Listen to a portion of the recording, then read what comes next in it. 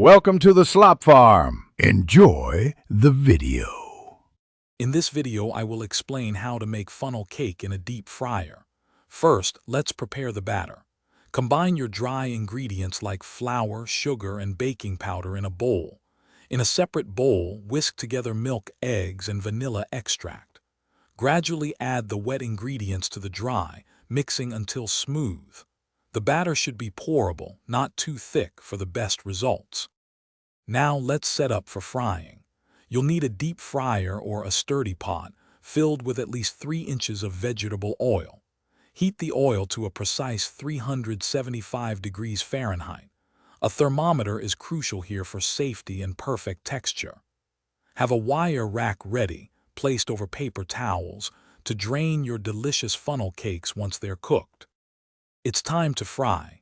Pour your prepared batter into a funnel, keeping the bottom opening closed with your finger.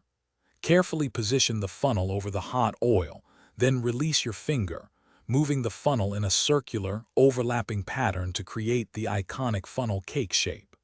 Fry each side for about 60 to 90 seconds until it's beautifully golden brown and crispy.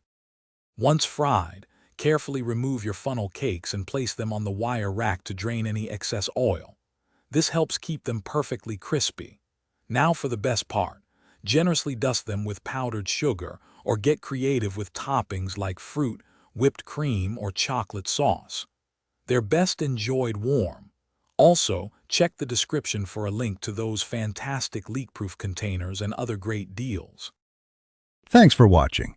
Consider subscribing if we helped you today.